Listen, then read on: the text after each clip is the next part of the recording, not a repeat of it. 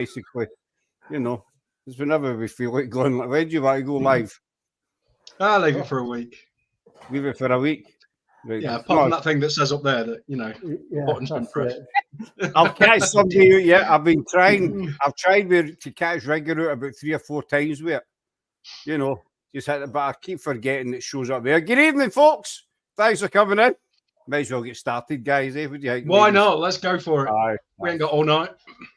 No, I'm a busy man. We've only got 60 minutes because I'm a busy man. I've got my hair appointment at 9 p.m. I'll be finished by 9:04. Know what I mean? Good evening, folks. Welcome back. Tonight we have. I'm not going to give them an introduction because they don't need one. They've been here quite a few times. There's Sarah. She's in the other room. Hi, Sarah. No, we have GSI and we have John and Ralph from GSI. Now, everybody's not seen them before. You're saying I don't look like a light bulb. Thanks so much for that. I looked like a light bulb last night. I was serious. You watch something that's I look like a big idea. Get it? Light bulb. No. The light bulb goes on when you have an idea. No. Tumbleweed, keep going. Yeah. Not buying into that one. That was just off the top of my head. Yeah. That was another one. Yeah, no happening. Is it 8:15 yet? Anyway, before I was rudely interrupted, so for those who have not seen these two cabbages before, GSI, one of the first teams we ever interviewed way back in the dark ages. And to be honest, we've not been able to get rid of them because they don't have any friends and they keep latching on because we're north of the border and they feel a bit jealous, because we've got everything iron brewing, potato scones and that up here and they don't have them down there. But I mean, what's a potato scone? A potato scone? Huh. Oh, Ralph's got the iron brew. I sit corrected. Look at you, see. Yeah.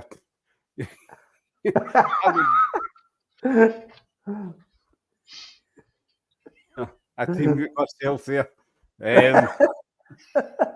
No, John had a bad experience with iron brew about 2 years ago, and we won't go into that area. But a very happy belated birthday to the John man and his good lady.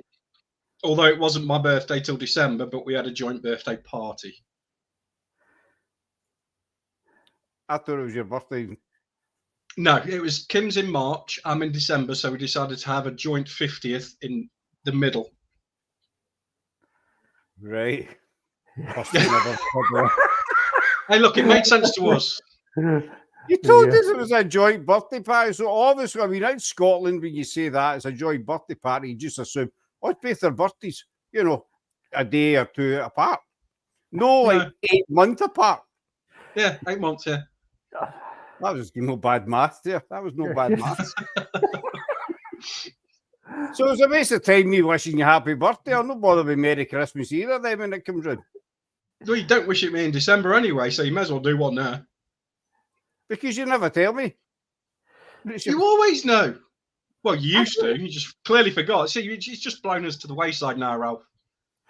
I know, because we're like mega stars now, really, aren't we? You know what I mean? I don't, believe it or not, I don't keep track of our friend's birthday. I know what mine is. Yeah. That's why I know it's mine. Sarah's, Laura's, who's just popped in there. Good evening, dear. Hello, Laura.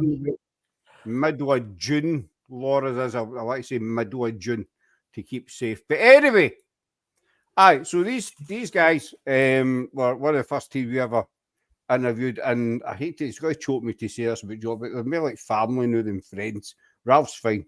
He's dubious. So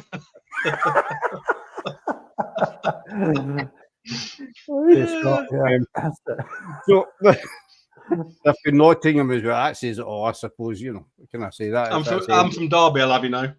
I just live in Nottingham. He's in a right mood tonight, Ralph, isn't he? He's just likes to I'm in pain, I'll have you know. I'm not Oh, surprised coming from Derby. right, before we get started with the paranormal stuff, you know, Ish. show everybody your wound and tell them what you can happened. start seeing it there. Look, This is funny. it goes down to there. It's I've got genuine 3rd-degree burns. My arm's all blistered, and the skin's been removed from there due to an awful marshmallow incident. Oh God. Yeah, just giant marshmallows, roasting them over the fire, and mine had gone all on fire. So I sat talking to somebody while they burnt away, and they dropped off the stick onto my arm. So it was like boiling oil, just oozed over my arm, and I just sat there laughing at them because the Jack Daniels had taken effect. Did you witness this, Ralph? No, but nothing surprises me. All I'm thinking, this is a guy that's responsible for looking after our leisure centre swimming pools. Aye. With chemicals, a lot more dangerous than marshmallows. Well, as you say, he looks after the swimming pools, and you talk about a guy that sits and watches himself getting burned with marshmallows or that. What's that? Yeah, but I don't drink Jack Daniels at work. No, you drink it. Have you got one tonight, actually? Because I remember one show we did that you were... Orange. Aye, I remember one show we did. It was one of the big fancy juice cups about that size, and as the show went on, it gradually got small, and it was not tea that was in it. Let's put it that way. No, it wasn't. That was JD and Coke. But I'm driving tonight. I've got to take James to work a bit later, so just on the orange tonight. Good. So stay in the orange. Be like us, teetotals. No, don't touch the stuff. Bad for you. Anyway, guys. I know he is. Who, Ralph? That's the best way to be, Ralph. Yeah. No hangers. I very rarely drink now. Very rarely drink. I think Iron Brew's the way forward. Iron Brew is the future, my brother. Yeah, definitely. That's why I have a can of Coke here.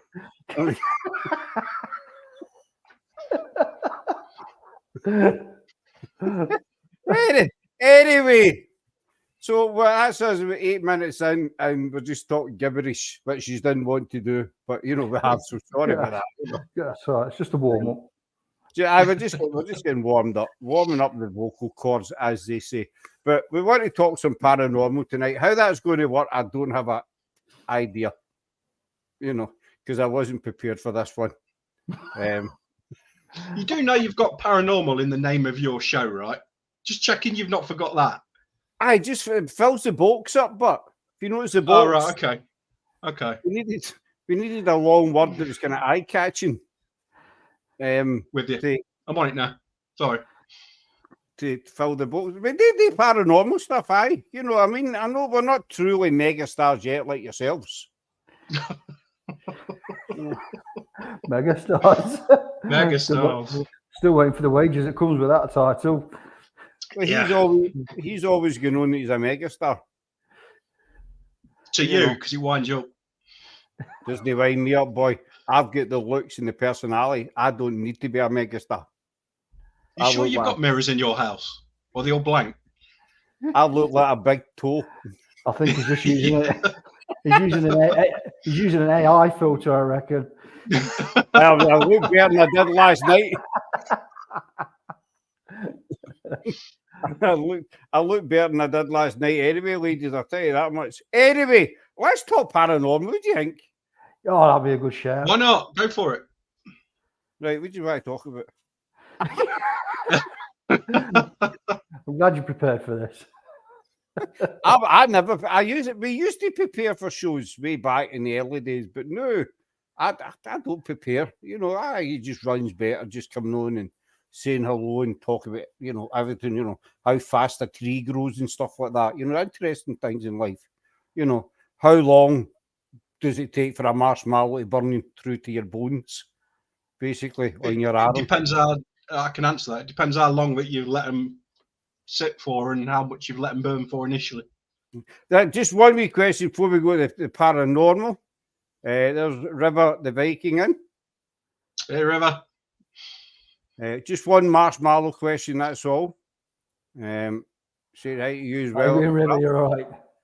How long did it take before the realization set in that you were losing skin?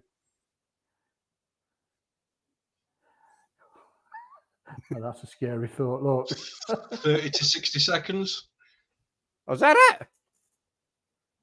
I thought it'd be Well, longer than that. you know, after I realised that my arm was smouldering, I thought it might be then a good idea to grab him with my other hand and throw him. So That I've got might have been burns in this hand as well. You burn your other hand as well. Only a tiny bit. And you call me a TWAT. I never said I wasn't. Oh, you definitely are new. You've earned that title rightly. Anyway, That's Jack Daniels for you. well, stay off of Jack Daniels. You know, Jack Sure, Kim Daniels would and agree. Mark Marbles don't mix. No, they don't. No, stay away from it. So, two things I've got to talk to you about. One is, which I know you are quite well versed in, is the Ouija board. Now, I've seen quite a few groups recently. I know, you. I know, but he knows. Ooh, You know what a Ouija board looks like, basically. Yeah. And that's it. And That's the it for letters me. on it. You know, that's where it was. No, I've read quite a few groups. They seem to be becoming more popular all of a sudden. I don't know if you've read any of this. I've seen a lot more groups using them. And I know people say, you know, oh, it's only a toy. And other people say, well, it can be like a doorway to, you know, you can let in. They're rather saying they're both amazing when they come to doing the board. So there you go, John. Thank you, Remy. Do appreciate it. Ralph's the man when it comes to Ouija boards. So how harmless or how harmful do you think Ouija boards really are? Obviously, we use them that once in Sherwood Forest with yourselves. We don't get near them. It's a difficult question. That's like turning around and saying, how harmful is a car? It depends upon the driver. You know, so, and I think that's what it comes down to, the people that's driving or leading the board and the people that's on the board. It's those people that you need to be watching. If you just put the board on the table and left it there, it's harmless. But as soon as you put people into their personalities, their interaction, how they perceive it to be, how serious to take it or not. Yeah, I mean, because originally it was invented as a family board game, and that's where it came from. So, yeah, and that's why it was popularized when it came out in the original Exorcist film. Do you think it can be used as a doorway to another realm or dimension, whatever you want to call it, you know, sort of demonic sort of side of things? I think it's a communication tool. And I think, yeah, it opens a whole world because you don't know what you're going to get, if you're going to get anything. And like I said, that can be anything from a really dark, bad spirit to something really good.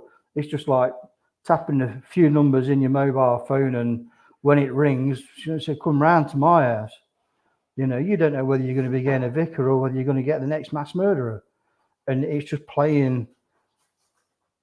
being careful and sort of like looking at the questions you're asking and trying to work out where it's going and how dangerous it is.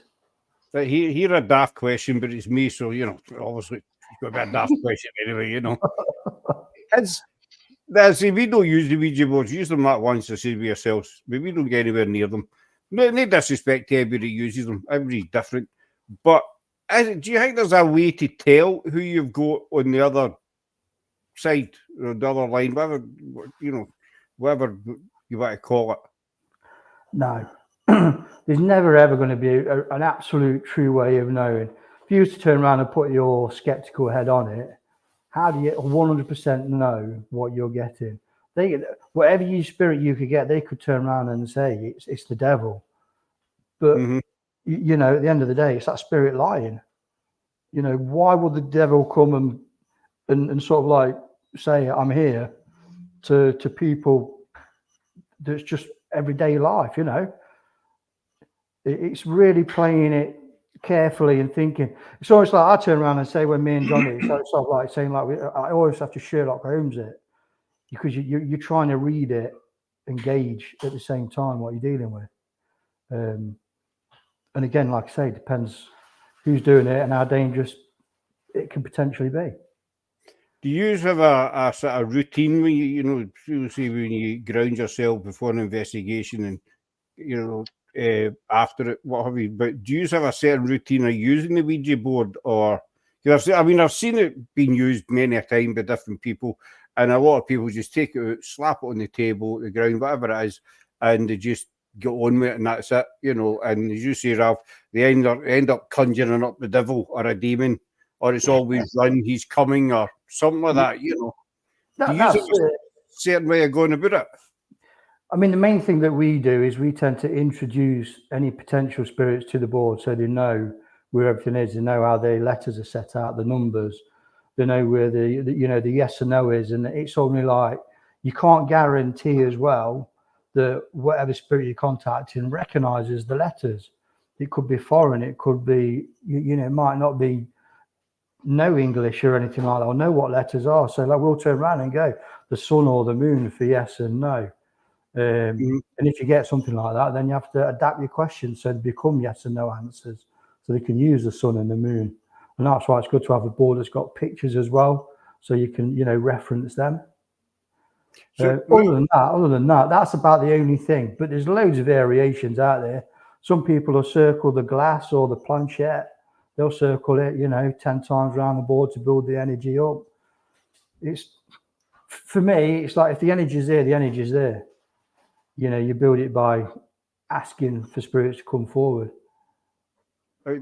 I don't know. I'm always 50-50 on the board. Maybe I've watched too many films and stuff like that, and you see the planchette moving or the glass moving. You think I think it comes into everybody's head at some point, somebody's moving that,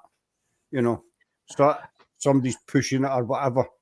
And that's it. And that's the trusting in the early years when I was doing it. I actually used wine goblets because the center of gravity is a lot higher. So you can visually see people trying to push or pull it through the color of the fingertip changing. And obviously the tilt was different as well. But you have to find a group of people that you trust. See, that's the reason because I always swore for many, I've never touched a Ouija board. Not that I was scared of it, it's just I didn't know anything about it and unsure of it. So I thought, well, it's best just staying away if you don't mind. Yeah, because I know there's people there that don't have a clue about it and they'll still mess about with it, and you don't know what's going to happen. Probably maybe nothing, or maybe you'll get some big bad demon or something bad spirit looking at. And that's why I'd always use, the best way is I'm not doing it. I've watched too many Hollywood movies and stuff like that. But when I done it at Sherwood Forest, we only did it for about 10 minutes or something. I think I've said this to you before. I found it quite relaxing. Yeah, again, that's the environment. If you feel comfortable with the people that you're with doing it, then it's like when you meet people, or you get that sense where you turn around and go, yeah, they're all right, they are, and you'll get that same sense through the board. You think, yeah, this is all right. But the minute you start to feel uncomfortable, that's when you start asking those sort of questions. You think, well, I need to make excuses to get away. We always turn around and say, look, the minute you start to feel uncomfortable, let us know so we can end the session properly, regroup and go again with that person or with a different angle of questioning. Everyone that joins in them on the board, they with me and John, they do it willingly, but they don't do it through force. We won't force anyone to do anything that they don't want to do, especially when it comes to boards. So have you ever had a kind of scary experience that would maybe make you double think about getting back to the board again? Or I have had it when I first started learning about the boards. I've had stuff happen to me to the extent where one night it was so scary, all I could hear was the sound of the glass moving across the board. It was one of those. It's the only time I've ever gone into my own house that I knew inside out in the dark and had to turn a light on and make sure the light was on in the room before I entered it. If you turn your light on as you go and you get to the next room, turn that light on, turn the other light off, all the way up. A weaker-minded person, they would have broken. But, I know up here, one of our friends up here, they were doing an investigation with another group who were using the Ouija board, and this other team turned around and openly admitted later on that they had been moving it. Yeah. And you think, why? Why? They're there investigating a Ouija board, and then they say, "Oh no, we were moving it all the time," and I just found that quite bizarre. Mm. But at a different level, it's like when we go out and investigate, you hear it all the time, people throwing stones, making noises, finding new ways to trick the cameras to make it more entertaining to watch rather than factual. If you walk away from an investigation, you don't get anything, then we always turn around and say that's the way it goes. It doesn't mean we're not going to go back. It means we will go back and just make sure that it is something, rather than turn around and going, well, we've been once, didn't get anything, so we're not going back again. So you see, I've seen a few teams with that. They go to a location, say, right, we get nothing, so bag that one. But I think people respect you more if you go and you do an investigation and you do it live or you record it and then you show it and you get nothing. I think people would respect you more for turning around and saying, we've been here 5 hours and we've got nothing. You're going home. Would you think you gain more respect because then people know you're genuine? Yeah, I think there's always going to be that element of realism, and I think more so now the clarity of what they're classing as paranormal entertainment rather than paranormal true investigations. There needs to be that definite line. I mean, so you look at you look at the likes of some really mainstream shows that took it off, like Most Haunted, when it first came out, everyone thought it was the best thing since sliced bread. Since obviously all the controversy and everything, now people look at it and they just think, this is entertaining to watch. They don't watch it because it's more like a documentary. They watch it because it's entertaining, because they sit there going, well, let's watch for her to run off screaming. Let's see what they do. And it's done like that. I was a Most Haunted fan up, and I bought the DVDs and stuff like that. So I bought every season. Oh, well, it's your fault then. I bought every season up to a certain point, and then I thought, I started to watch them back. Yeah. I thought, wait a minute. Kate Frazie's in. She was absolutely gutted when I found out. I wouldn't say I was gutted. I was surprised. Because you believed that much yet, and then you found out, like believing it was John Burton and then finding out it wasn't. It just leaves you, doesn't it? That's it. And I think John Sy says it all. What can you say? It's and I think like Kate, I think a lot of people felt exactly the same. They watched the show for this country. A lot of people did. I was just about to say, a lot of people did grow up watching that. That was vaguely interested in the paranormal because there wasn't a lot of things out there. We had Most Haunted over here, and then obviously over in America they got the Taps team over there. So and that they were the two things you used to watch and go to. And then Ghost Adventures came out. Yeah, well, I said about that. Yeah, well. I used to watch Ghost Adventures as well. Just said there was very, very little back then. It's just in the last maybe 10, 15 years that the paranormals kind of came out more. And there's a lot of shows these days, and a lot of it is bollocks. There's one or two I'd say were, you can maybe say genuinely genuine. You know what I mean? Yeah. But I mean the rest of it is just throwing tomatoes at a bucket basically, and it's crap. What about you, John? Well, ask John about the Ouija board because we never included him in that conversation, and I know he kind of goes in a wee huff if he gets left out. So,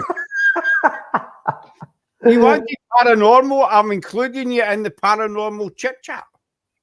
You're asking the main guy about the Ouija boards, right? And now I'm asking yourself. What was the question? That was 20 minutes ago you started. What was the question? You want the paranormal stuff. Ask your paranormal question and you forget it. That's the marshmallows. That's the marshmallows talking. What was the question? I can't remember.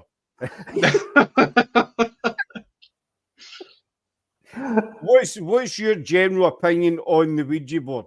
I've got a question for Kate, which will pop up in a wee second. Yeah, I like them. Like Ralph says, the more of a compass, a guide, a different way of spiritual communication, but it's probably one of the most dangerous ways if you don't know how to drive a board properly. It's exactly as Ralph says, it's like picking up a phone, dialing 11 numbers, and whoever answers, you invite them around to your house. You've got no idea who that person is. You know, they may want to come round. We usually find that 9 times out of 10, we usually think that we're getting what I suppose you could class as genuine spirits, what they appear to be coming across as. But, you know, if something isn't what it's pertaining to be, then it's going to manipulate in some other way anyway. So, like Ralph says, you've got to Sherlock Holmes it. You've got to try and work out, is it being honest with the answers to your questions? Or if not, are you being manipulated to try and let something in which really shouldn't be? Because there's a lot of nasty stuff out there. And the last board we did at the Haunted Museum with River, which was Museum of Curiosities, sorry, we actually got the name Zozo Come on the board. So, what was that?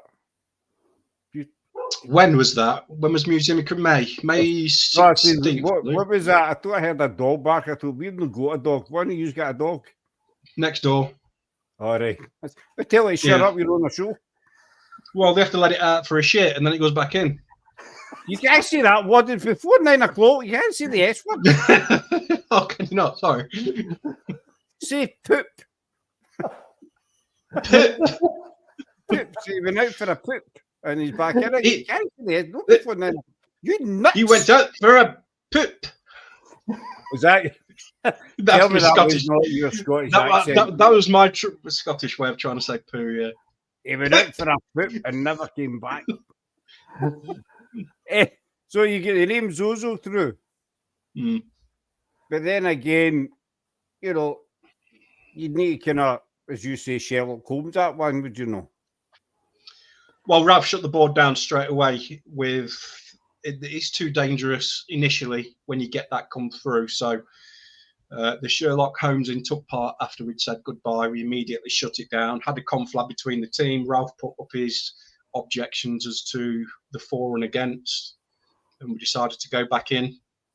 He wasn't utterly convinced. It was almost like a pretense of, if you like, a lowly spirit trying to make itself something that it wasn't. And that was what the avenue Ralph went down. Wanting attention, basically.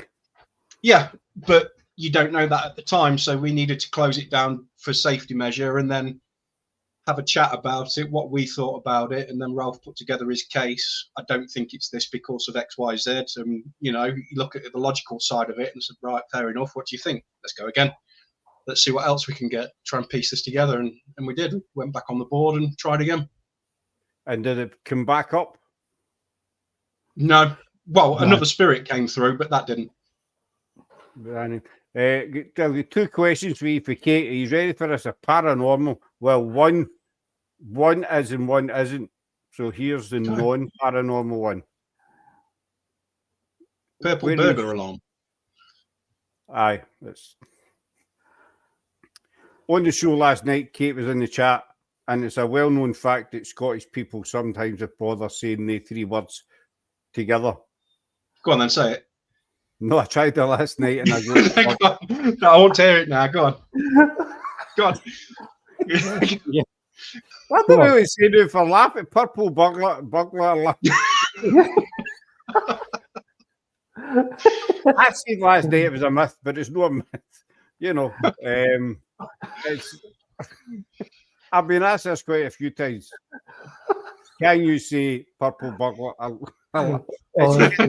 We're going to have to remember this purple burglar alarm stuff, John. I tell you what, we're going to rip it to pieces. I was just going to ask you to say that. Yeah, You say that. Well, I mean, We're from the Midlands, Kate. We're from Nottingham. Well, I'm originally from Derby, but I live in Nottingham, and Ralph lives in Nottingham as well. Yeah. they're We, from so Derby. we've got no issues with any of them words combined or mixed around or anything. So it's just us north of the border then. Or as John calls us, the Scottish people. Yeah, the unique people. Are you not? Yes, That's but not I meant. see- That's see not when meant you- in a derogatory way. You see, when you say that, you make it sound like we're from another planet. There's the Scottish people there. Stay No. away from them. You know, they're No, terrifying. not stay away. But you say you're putting words in my mouth now. Not at all. I've never thought that No. much. You'll never meet a friendlier bunch than us people here. I've met some of you lot before. To be fair, I think you were nice enough, and the reason why I say I think is I couldn't understand a fucking word you were saying. None Is of that them. because I gave you a can of Iron Brew that been down the front? No. of my jacket for half That an wasn't you and Sarah. That's when I went over to Ayrshire. hour? Ayrshire. Ayrshire, I couldn't understand a word. Different language completely. That's where we are. Is it? Well, I'm originally from Glasgow, but we I've live been in to Ayr though. You couldn't understand a word. So they may have been being nice. They may have been being horrible. I don't know.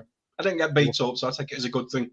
Well, that's it. If you come to Scotland and you go home with all your limbs intact, then you've had a good holiday. That's what I was thinking. Do you know what I mean? Here's your other question for Kate. I've never understood how the board creates a portal, though. Is it just a piece of wood? Does the engine intention really work? You wouldn't be able to apply that to other things than what she said. Ralph? I mean, it's a tool. It's like, maybe, I mean, the thing is, it's sort of like we're studying the paranormal and trying to understand the paranormal, which sits outside the realm of scientifically impossible to do. I mean, all the equipment that we use, it's all done using a level of science. But yeah, I mean, the boards have been around. Wood, I think, probably has been used because, you know, the lack of other resources when they first came out. I mean, obviously they was popularized in the late 1800s with all the parlor games and everything. But I believe they come back from, you know, centuries before that as a way of divination. So is it just a piece of wood? Well, yeah, arguably you could turn around and say it's just a piece of wood, but then you look at spirit boxes and that, they're manipulating words that come through on a box to create potentially sentences and, you know, answers to questions you're asking. So yeah, From sometimes with the boards where I see it, where Kate's put there, how can it create a portal? I'm not entirely sure it does. I mean, some people may be able to say it can or it can't, but like when you're using a ghost box, necrophonic, or some other device or whatever it is, you're using something which is being affected by something nearby.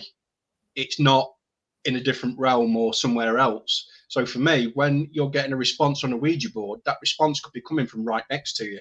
The energy that you're creating to give that manifestation could literally be right next to you, pushing that planchette.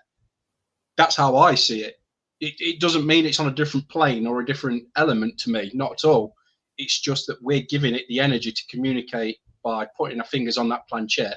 That manifestation could be there right next to us, and we just can't see it. Rivers saying, but yeah, working with John Ralph and team was a very amazing experience, and everything that I've seen was unexplainable, and always get an honest answer out of this. I agree with you, River, because we worked with them about 3 years ago down at Sherwood Forest for Halloween. We've been doing to meet up with them, and it was an amazing night. And I'm not saying that because they're on enjoying scenes like that, you know, but watch the Iron Brew video. You know what I'm talking about. And actually, you're never going to live that down. Never going to live that down. I still did it though. You did it, and I think the fact that it was a warm can of Iron Brew even helped better.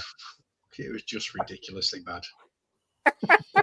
But no, I see Sarah and I had a thoroughly, we had an amazing night, and some of the stuff that was there, we couldn't explain it. One thing is your tripod get knocked over when we went with Ralph to a wee certain bit of the forest. We were sitting and the tripod just went over. There wasn't any wildlife. We were standing beside it.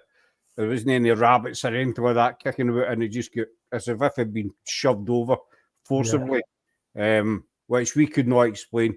Did the Ouija board, as we're talking about, and I felt it was quite relaxing is the only word I can use. It was a weird feeling, but all I can say is it felt quite calm doing it. You know, that's the best way for me to describe it. So I'd like to see a conductor material use, why not copper iron, to use all the energy in the electricity instead of wood, which would dampen it. Got no idea though. You better ask these guys. Well, for me, I wouldn't want to use something which we're trying to magnify with energy, which is a conductor. Personally, myself, I'd want to use it as a conductor, but then humans and electricity don't really mix very well. Or water. No, this comes down to the aspect of as we get the instruments that ionizes the air. So that's the sort of conductors that you're looking at, and they'll pick up on EMF after that. But also with those elements you're talking about with conductors, you have to remember is the more ionization in the air, it creates more noisier effects. So like higher levels of carbon monoxide poisoning and stuff like that. So you do start to hallucinate. You do start to experience things, think you're seeing things. You feel all disorientated and stuff like that. So they don't use those conductors, again, like John said, for safety reasons. Humans and conductors do not work. Otherwise, we'd all be happy to run outside and get struck by lightning. Precisely. Which can happen. Knowing John's lot, it probably happened to him, and it probably happened in the Arrow with the marshmallows. Sorry, John, you're not going to live it down. I've never known a guy to watch and let marshmallows melt into his actual body. It's fine. You know, the thing that annoyed me as I was sat quietly, just chatting away. I wasn't pissing about or anything, and I still injured myself. That's the annoying thing. I can understand if I was trying to do cartwheels around the garden. Which brings me to the conclusion, the scientific conclusion, that you're just a jinx. It's possible. Yeah, I am quite clumsy. And this is a guy that's in charge of, I don't know, X amounts of swimming pools in the Nottingham area. Is that right, Ralph? Yes, but as I've said before, I'm completely corpus mentis when I look after them pools. So if I went in drunk, that'd be a different matter. If anyone goes to Nottingham on holiday and their kids fancy a swim, you'd be safer taking them to a river. You can't say things like that. No, with adult supervision, I don't mean throw them in the river or something. I mean, a shallow river. Just ask if John works there first, and if they say no, that's safe to go in. Right. just say to the little ones, go and ask if John's in there. And is John in? No. Right, no. As soon as you see this man's face, get dressed and run, basically. It might be too late by then. I've got one more question about the Ouija board before I move on to my other question about the other thing. Right. I was watching a film, Insidious or something it was called, where they were using a Ouija board. Now, I know it's Hollywood, a lot of it's made up, etc., right? But they were using the planchette, the wee window in it, so to speak, a wee bit of round bit of glass. And the girl in the film picks it up and she could see the spirit on the other side of it. Now, I'm going to look totally stupid asking this, right? But as I say, I don't know diddly squat about Ouija boards. Is that possible? No, but this is where we're talking about the realms of Hollywood putting in. So, like Kate said, portal possibilities. It's not. It's closer to a telephone. So it is a line of communication. It's not a portal. It's not like as far as I know, it's never been 100% proven. But it's not when you turn around, you go in a room and they say mirrors are portals, or there's a portal in the room to, where spirits are jumping. I'd love to see that proven. It's something that we often turn around and say is a possibility. We've never had any experiences or had any evidence to turn around and say it's 100% possible, but it's something out there in the paranormal world, and If people's got 100% proof that these portals do exist, then great. But nah, at the end of the day, it's a concept taken from scrying. So when you're looking in a mirror and you see the spirit behind you, and I think that's where that concept's taken from. It's interesting you say about portals and stuff. I'll put this to you, right, see what your opinion is. A couple of years ago, we investigated a local train station here.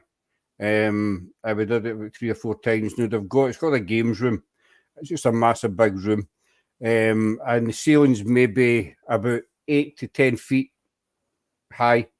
In the middle of this room, the K2 would go nuts. Now, there's tables set out in this room. I'm trying to explain it the best way I can. There's tables set out in the room. When you put the K2 on the table in the middle of the room, it would go nuts. Absolutely nuts. You moved it to either end of the room and it went dead. I put it on the floor under this table and it was dead. And I stood in a chair and held it up to the lights in the ceiling, and the K2 did not react at all. But as soon as I put it back in this general area, maybe 4 to 6 feet, the K2 would always go nuts. And we tried it with another K2 in case that one's faulty. The other K2 did the exact same. Another team came in to investigate, and we used their K2 as well on a different occasion. And their K2 did the exact same thing in this one area.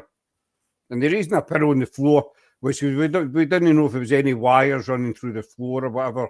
And obviously the electricity with the lights, it didn't react. But just in this one area, it went nuts.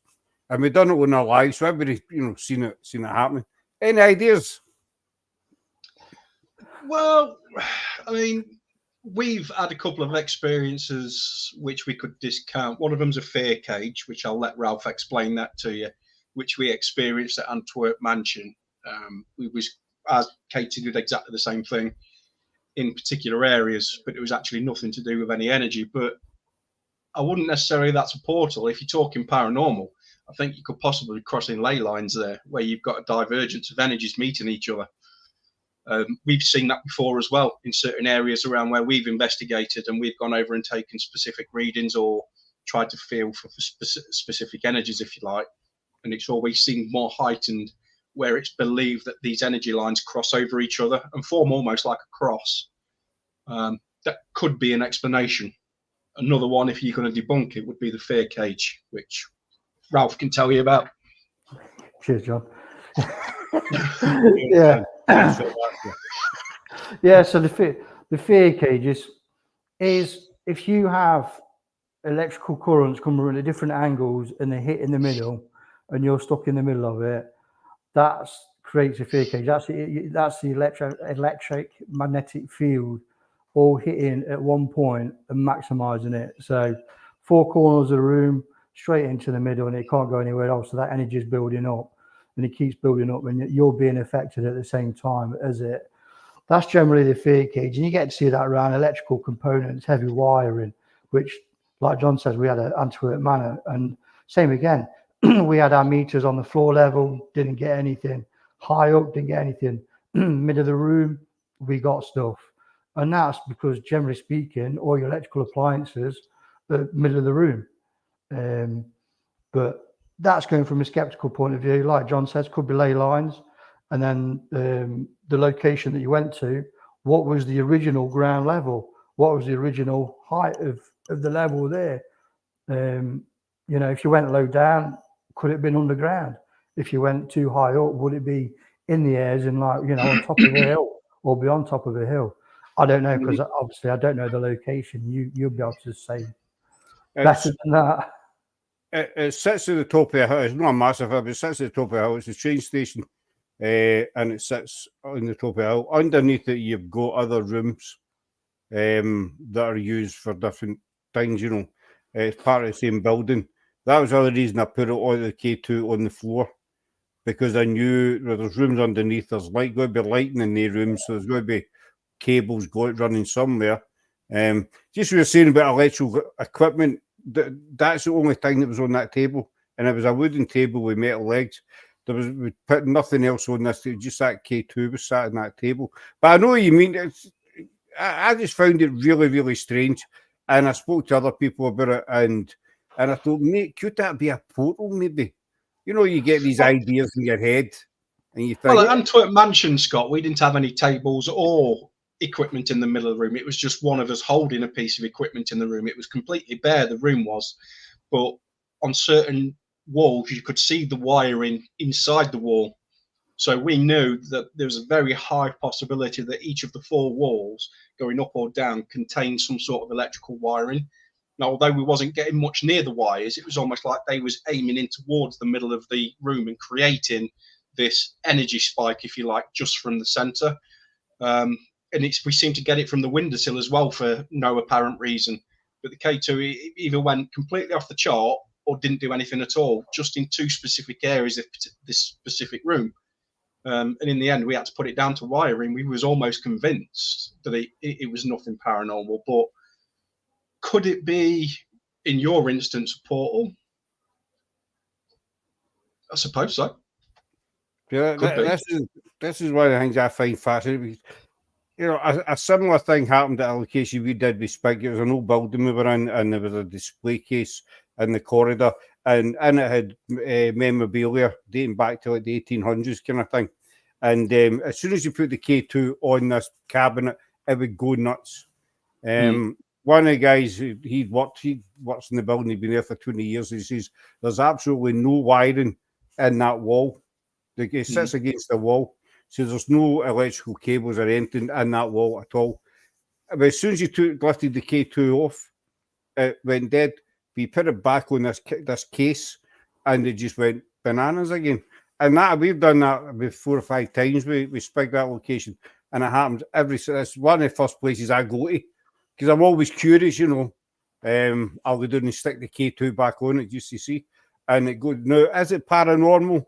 Is there some kind of energy attached to these objects that are in the display case?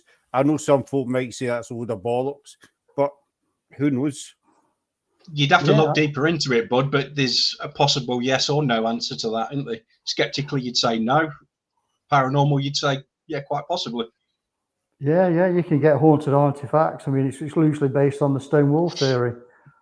So, you know, where it's recorded in the walls in your surrounding area. So it's just kept like a recording. Yeah, and like you say, from a paranormal point of view, that's possible. From a skeptical point of view, the question would be to that skeptical person, well, you prove that it's not paranormal, and we'll quite happily take that. They're quite quick to turn around and say it's not paranormal, but why isn't it paranormal? I mean, sorry, John, on you go. No, that's all right. One of the times we did Ivy House, Scott, we did a Ouija board in one of the upstairs bedrooms, and for quite a lot of the night, I think it might have been the first time we was getting this presence of a female, and we believed it was the young lad who was killed there, or never he died there of an illness or whatever. We got the impression that it was his mother coming through, so we ended up doing a board in one of the bedrooms. And Ralph asked the question, is there a portal in this house? And it said yes. And then as the board progressed on, the questions were raised, are you protecting us for what's trying to come through? And she kept saying yes. Can you remember that, Ralph? Yeah, I can now, yeah. It was almost like this female presence in the property. She said there was a portal there, and she was actually protecting us because we could feel the energy slowly getting drained down. And in doing that, we was asking, are you projecting all your energy to protect the group? Yes. Do you need us to leave? Yes. Sort of thing. You know, we got this urgency, like something bad's trying to come through and we're actually being looked after here, sort of thing, you know.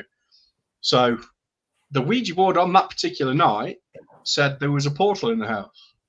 Make of that what you will, but we did the Ivy House. We didn't. It was a great experience, you know. Obviously a long drive, but it was worth it. But we didn't get a lot of evidence. There was a couple of weird things happened that I would love a skeptic to explain. One was, I think I've told you this before. We were up the stairs, and I went down the stairs and put a fresh battery in the camera and left it running. And we all came downstairs about 5-10 minutes later, and the camera had went off. The battery was dead. I thought, well, I just changed that battery. But then it came back to life. The camera, you see it looked to her, and says, that camera's on. and I looked at it, and it was a full battery. Was it a dodgy camera? It only happened that one time, but I couldn't explain the battery could go. It was full, then it was dead, then it was full again, and the camera came back on itself. Well, when we did East Drive, myself, Ralph, and James, we set up lock-off cameras where we was told there was a portal in the house. Bottom of the stairs, top of the stairs, both going towards each other, sort of thing. Because apparently on the stairs there was this portal. The investigation before the East Drive one, the cameras didn't turn off once. Over the course of the East Drive investigation, they turned off 16 times. So that night, we wrapped them up, didn't charge them, took them out on the next investigation. They didn't go off once. Yeah, What'd you make of that? I can't explain that. I mean, no doubt, I mean, I know there's a lot of skeptics say it's faulty cameras, faulty equipment, all the rest of it, bad batteries, etc. In some cases, it might be. Agreed. But I think it happens far too often to too many teams. You know, I'm not just talking about the UK, I'm talking about everywhere. For people to say, you know, surely all these teams can't have dodgy equipment or bad batteries. No, and to have them go off so many times, we purposely put them in containers to not touch them, not charge them, took them out on the next investigation, which was a week or two later, without doing anything to them, and they didn't go off once. 16 times to nothing.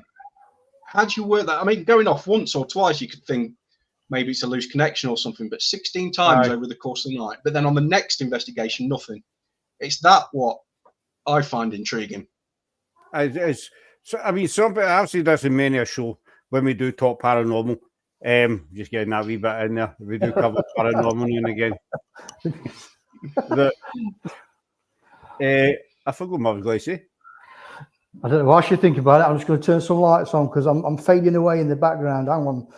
You're kind of fading into the white wall there. A lot of people think that you need to get major activity and stuff like that, but what a lot of people don't understand is it doesn't have to be. It could be something simple, something, you know, like a camera going off. You think, well, what made that camera turn off? We never touched it. So, you know, was it a faulty battery? If the battery's fine, what made the camera go? It was the same in the Ivy house. The other bit we got was we'd left a camera down the stairs, and when you come down the stairs, you get the two rooms. We'd put a camera in the room on the right-hand side, and we just left it running. And everybody again was up the stairs. When we looked back at the footage, we heard what we can only describe as it was like a pair of wooden-heeled shoes on the floor, about 3 or 4 steps, and it sounded like a little girl giggling, little girl's laugh, and then the light on the camera moved. Now, our camera, as you probably know, our light's attached to the top of the camera, and it's screwed in. So to move the light, you need to move the camera. But the camera never moved, but the light did. And it wasn't I know there's a road goes right by it. It wasn't a passing car or anything like that, because you can tell the difference. And plus, the microphone would have picked the noise of the car up going by. But there was nothing. Was that Ivy House?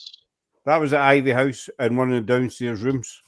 So you had a very similar thing in the upstairs. We was all downstairs, and we left a lock-off camera looking at the staircase. So when you go to the top of the stairs, and you've got I don't know what you call it, the bit that leads off to the bedrooms.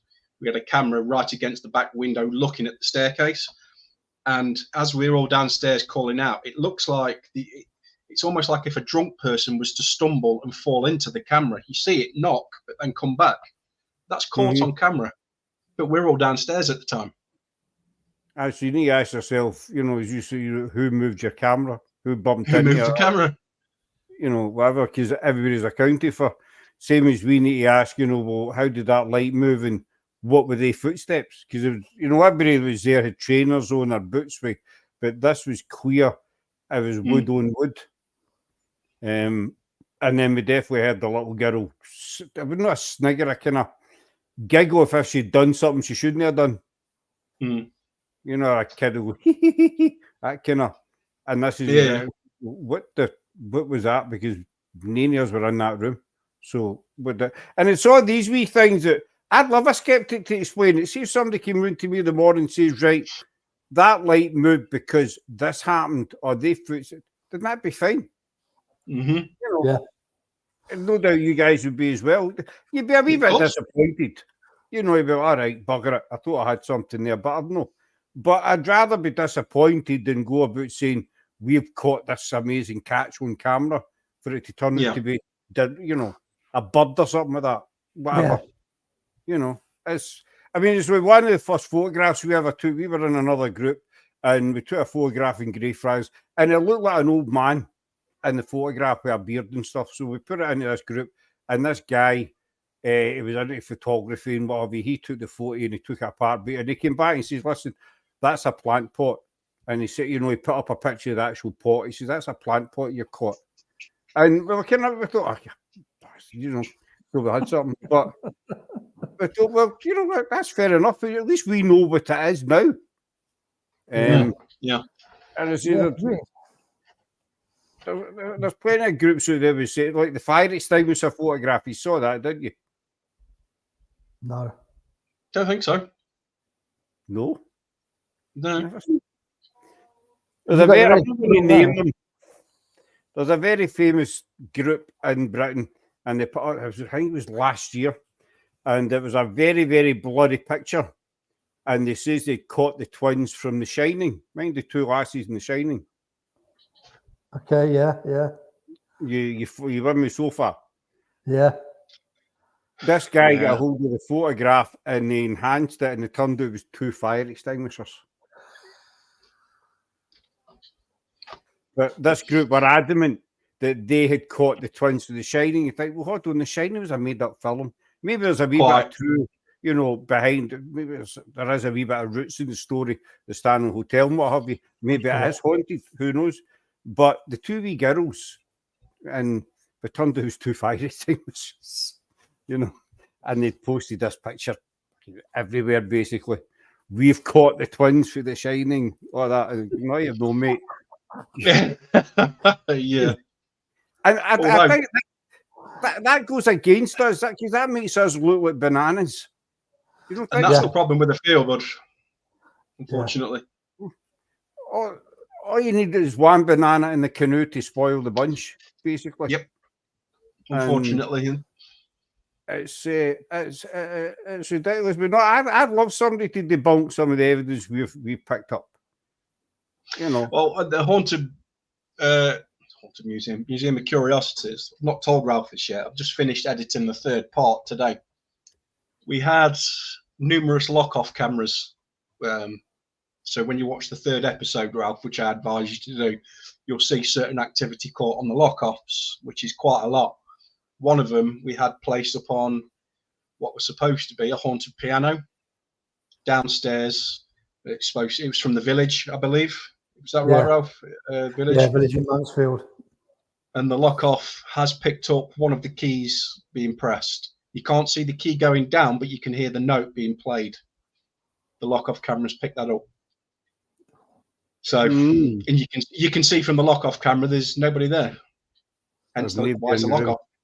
No, and you can hear the key. It's only one key. Just a ding, and you hear it clear as day. And that's what it's renowned for. Mm-hmm. So, watch part 3, Ralph. You'll like that. You need to send me the link, so when I've got more time in my schedule, I can watch it. Me being a busy man. Hi, go on to Paraflix, send us some frigging money, and watch it on there. Shut up. I'm Scottish. Why don't they send you some money? Yes, of course. I'll send you the links later. I'd rather part with my granny's 90 than send you some money doing south. You get enough money, didn't you? Fucking hell, Ralph. £4 a month. Fucking hell. And he gets to watch us megastars, eh? This is it, yeah. I've got cans of Coke. Aye. Get somebody next to the iron, bro. Here's my other question. I knew I'd get it. Well, you wanted paranormal tonight. You do not want, and we're nearly an hour on. You've done really well so far. I'm impressed. I am an amazing human being. I know that, and I've got the look. I look like a big toe, but you know. I mean, that was paranormal as well. That was, wasn't it? Because you sort of want normal. I can't swear. I know, that's what I thought I'd get it in there. Right, here's a question for you, right? So, you know that we've done Loudon-Kirk numerous times. Mm. Right. Now, John, I'll probably lose John because he probably don't got a clue what I'm talking about here when I say Loudon-Kirk. What's this, Ralph? You watching? And you know that we picked up on several, 4 spirits there that we can identify. One being a Mr. Dempster, who is, we've done about, I don't know, 20, 30 investigations there, and he's always, the family burial plot is at the back of the kirkyard, and he's always down there and just at the area at the back of the plot. He never ever ventures out of that area, to our knowledge. We did it about 3-4 weeks ago with Spig and Paranormal Penny Pinchers. They were up here as guests of Spig, so we met them at Loudon-Kirk. And we split up. The women went to the bottom end of the kirk and we went to the back end. The guys went to the back end. But the girls were picking up on James Dempster at the front of the kirk, an area that he never ever goes into. You know, in every investigation we've done, he's never ventured out the back end of the kirk. Any idea why, you know, if a spirit is no grounded, I wouldn't say ground, we think he's there looking after his family. Why out of the blue they would venture further? Have you ever experienced that? I know it sounds weird, but it did happen. Sometimes we find that we've got myriad of different pieces of equipment because you never know what spirit you're trying to communicate with.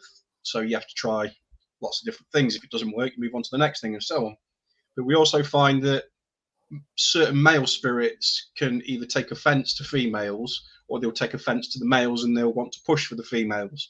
Likewise, if it's a female spirit, she could be afraid of men and gravitate towards the females more. If it's children, they sense that motherly instinct in the ladies. But if they've been abused or something by a male in their life, as it were, they won't show themselves to us. They won't communicate with us. It's only when the ladies sort of take over. So it could be something to do with the female aspect, as he was there when just the females were there. What would you think, Ralph? What's your thoughts on the matter?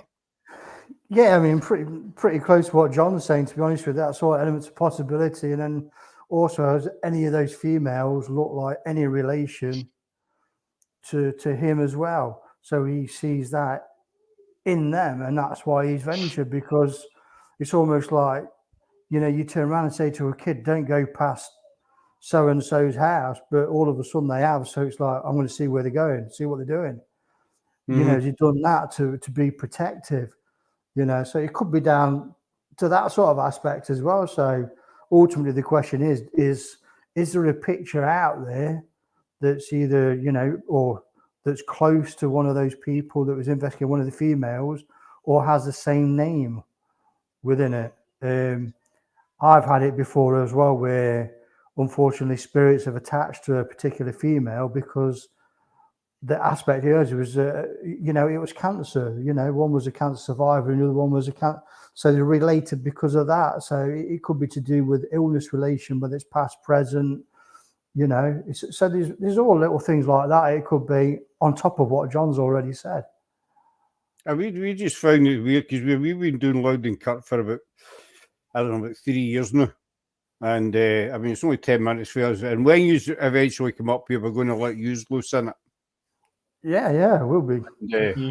Funnily enough, it was only, 4 or 5 weeks ago we was talking about this, weren't we, John? Yeah. It is on the card, young man. We will be there. Don't worry. We've just got to get it planned properly.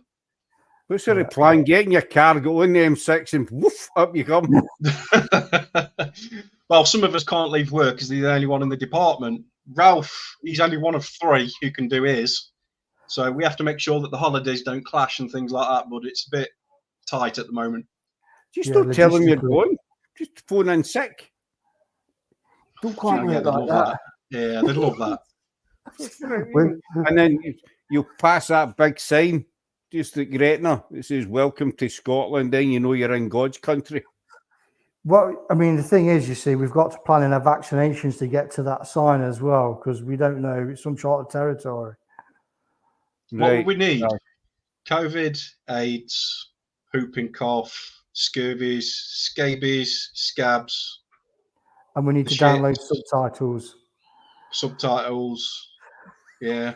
Big toes. Beware of big toes. Anything else I've missed? I think that'll do for now. A Glasgow phrase book. Glasgow. Yeah, we are looking forward to. I know we read each other, Scott. We are looking forward to coming up. Say I have been before. It's a beautiful country, but I just really couldn't understand anybody. So you will be our translator. Fucking hell. That's right. That's the scariest thing that's said all night, that is. I'll be your translator. John Ozuna last night had to translate some stuff to Dominica because there's a couple of bits she could not understand. So John had to, and he's American. He had to translate for me to Dominica. So I'll translate if you want. We might not understand me. Do you know what I mean? But no, we wanted to use the loud and cut and just let you go on it and see what you really tell you nothing. Well, you know about Dempster, but that's all we're going to tell you. There is other spirits there. We do have the first names. We cannot get. Have you ever had this as well? You know, there's don't tell us anything about it. You know, don't want to know out about it. No, I'm not going to tell you names. Just okay, you know. Have you ever had spirits that you constantly get and you get a first name, but they'll no give you their second name? Well, we seem to have a Tom which follows us around everywhere, and we don't know who he is. See that? Did you say? What did you say there? Tom. We have a Tom which follows us around on every investigation. Do you know what I thought you said there? Maybe it's an English accent, but I thought you said we seem to have a sandwich that follows us around. That's what I swear. You sure you want to go up there, Alf? Apparently they've got big sandwiches. Sandwiches that follow us. That's not what you said there. We seem to have a sandwich that follows us. That's how I asked you to repeat it. Anyway, carry on. Yeah, so this sandwich, John. Keep going. I don't want to do this anymore.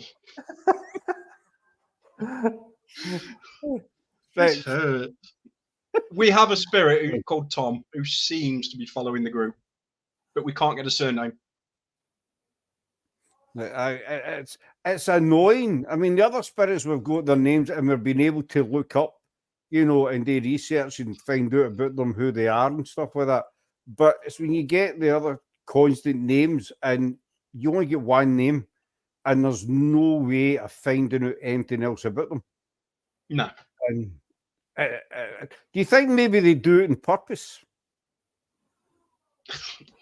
Who knows? Maybe. Depends what their intention is, I suppose.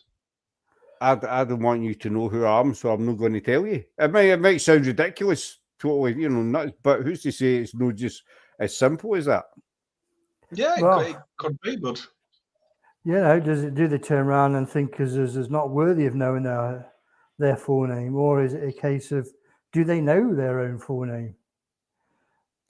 Do they remember their full name? It's yeah, you know, if they don't accept who they are, then they can't accept that they've passed over. Yeah, and that's the other scenario. Do they think? I don't know if I asked you this as well. I maybe did the last time you were on. We get asked if we were ghosts.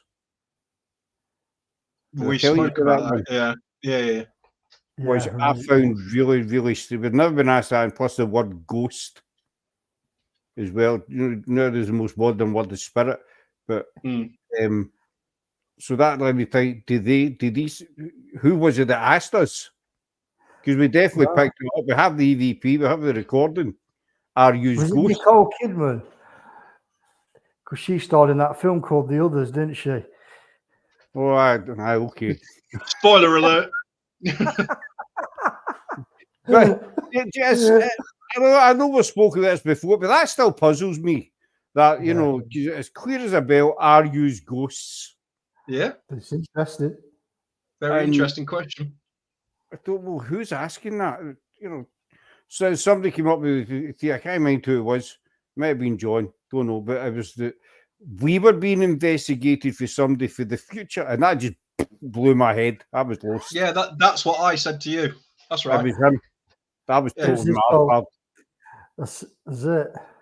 You know, and that's getting back to what we were saying about skeptics. I'd love a skeptic to explain that one to me. Yeah, it hurts when you think about it too much.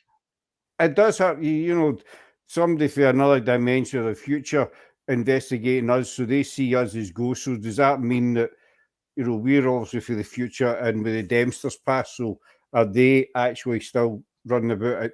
Yeah, it fries your brain, basically. Do you know what I mean?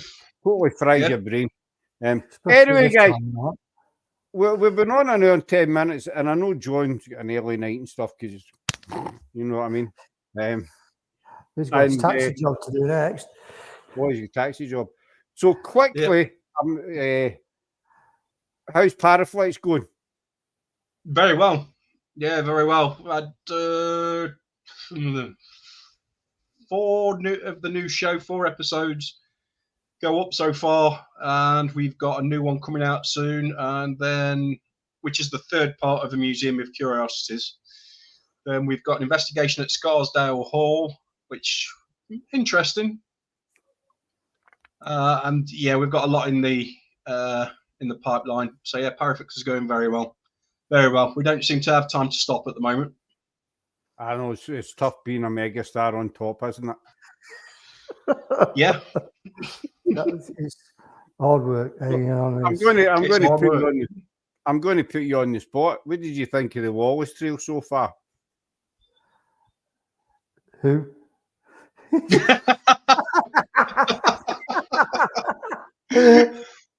Is that what did you expect? What did you expect? Seriously, what was that guy? Was that film that Mel Gibson was in? No, that'd be different film, Ralph, with Mel Gibson in. That called Braveheart. That's the one. Yeah. What's his name? Wallace. You waste of time, really, and it's a waste of time. I may as well going out and washing my hedge. What did you think was going to happen when you asked the question? Seriously, you know, maybe a serious answer. Since I did bow to your demands about talking paranormal, I'm back. I've watched the first part. Interesting. Yeah, it's interesting. I like that historical. I've not had time, mate, because I'm editing for Paraflex. I will get to it. And burning my wrists, and yes, when I have 5 minutes to myself. So yeah, 5 minutes. This is what happens when I get 5 minutes to myself. I end up injured. So I should just always be busy. That's what happens when you get us left alone. But Ralph, you need to watch it. When interesting, genuinely, guys, interesting. I like that sort of stuff. Yeah, when I get a chance, I'll. See, the second part, we get a chance, but we will say, Ralph, sorry, I rudely interrupted you there. That's all right. No. When I get around to it, yeah. Don't worry about it. It's okay, Scott. It's okay. I've got used to you interrupting me. Don't worry about it. That's all right. Because I don't care.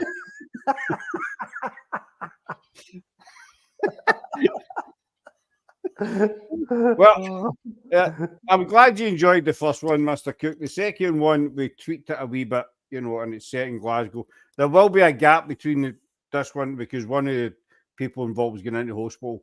So they're going to be laid off for, you know, quite a few weeks. So a mechanic with them. So there's going to be a gap. Probably in the end of September, maybe begin October, that kind of time, before the third one comes out. But I just want, because you know, you being professional, you know, filmmakers, etc., etc. Well, Ralph is, and I'm trying to be diplomatic. This is it. Yeah, I must bow down here and say it is down to John's amazing editing skills that our videos and that are as good as they are. So whereas he points the finger to me to do with the Ouija board scenarios, I'll have to turn around and point the finger to him when it comes down to the editing and putting the videos together for the finale and all the hours he puts in to make that happen as well. No, I know he does all the edit. I just like Whitey. He must Oh, know yeah. he comes on. He's just got to get wound up. You know what I mean? I'd expect nothing less. Well, you'd be disappointed if he came on that was nice to you. There'd be an inquiry, definitely. Yeah. What the hell kind of show was that? He was nice to me tonight. Do you know what I mean? Not tuning into this shit again. It's like Sarah and Laura. I'm the director. That's what they call it. I'm the director, and they do all the editing and putting the stuff together. We have had a few fallings out, as no doubt, It happens during the editing process. Sounds all posh, doesn't it? The editing process. It is a process. It is. It's a long ass process as well. You see, I've explained to Sarah that is you get it in your head how you. Now I'm going to sound all Hollywood here. I'm just warning you right now. You get it in your head how you want it to look. You know this yourself, Mr. Cook, and you have a vision. Yeah, you have a vision, and then so you put it down on the computer, and Sarah puts it together, and then you watch it. You think, no, could we do this, or could you move that there and tweak this? And because I think it's that easy, but evidently it's not that easy, to cut bits out and stuff like that. So you do have a few fallings out over the process, but you rewatch it, Ralph, and give me your opinion. And William Wallace was a Scotsman, by the way. I'm just letting you know. Who killed him, by the way? Edward I. Is he English? Aye. It must have been about Iron Brew. Because you wouldn't drink that shit and not kill some fucker. I'll tell you this. And watch episode 2, and the story of his capture is explained in it.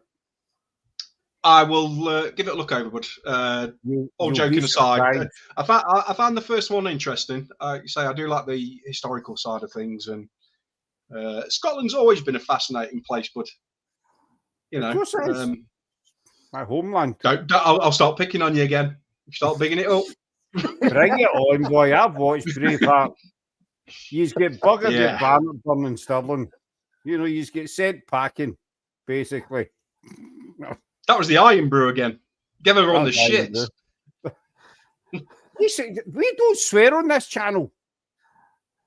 That's the Iron Brew again. You bring English people on. I like English. I love English people. We were doing it in Middlesbrough. I'll tell you this, and this before we wind up, we went to Middlesbrough about 3 weeks ago. Sarah's half English, but it's not her fault. We don't hold that against her. We tolerate it, and our family stays in Middlesbrough. So about 3 weekends ago, we were doing to visit them for a second time. And you're doing the M74. That's in Scotland, by the way. I had the headlights on, and this was at 11, 12 in the morning. I had the headlights on, and the light was going. See, as soon as we crossed the border, and it was like blue skies. It was just no clouds at all, and it was like 28 degrees. A bit of useless information. Going which way? Yeah, going which way though? You didn't clarify that. Going south. Sorry. So when you crossed from Scotland to England, it became sunny. As much as I hate to admit it, it did. It was sunny. You know what I mean? Well, this is Scotland always needs washing. You see. I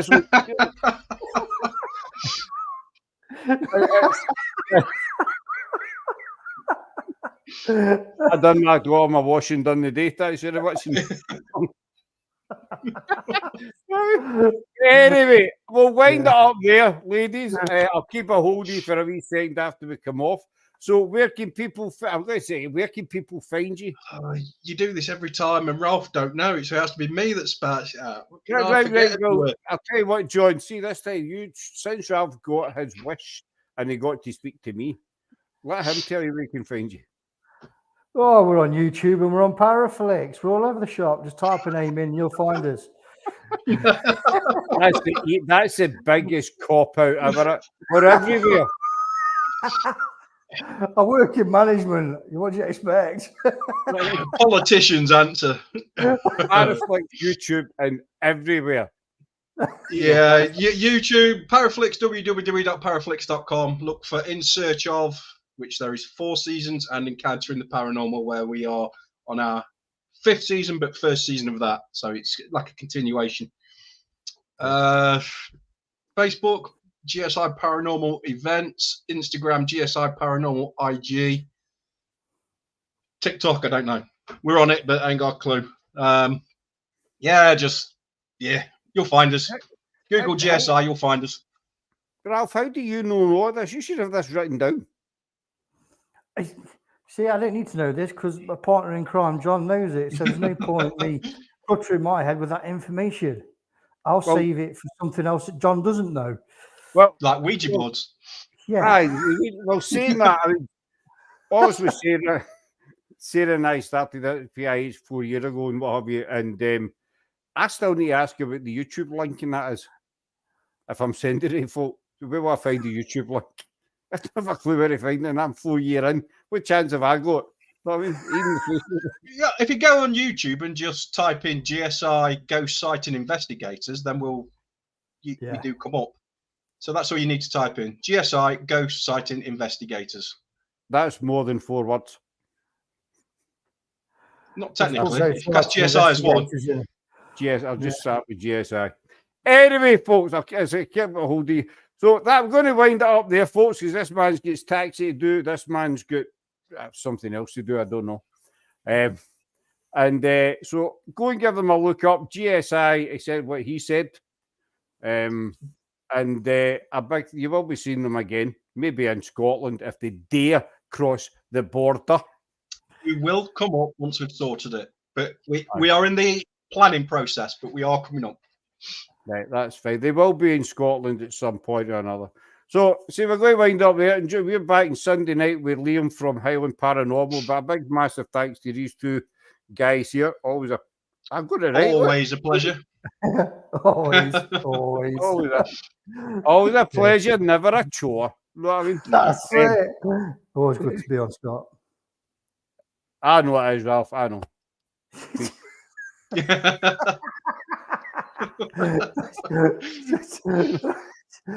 think you should just press that stop button now, mate. Just press the stop button. Yeah. Everyone's cleared off now. Everyone's cleared off. You see, they do on TikTok now. You see them. I can't do it. You know that kind of crap. Love you, brother. You know what I mean. Anyway, we're away, folks, and we'll see you later on. Bye. Bye.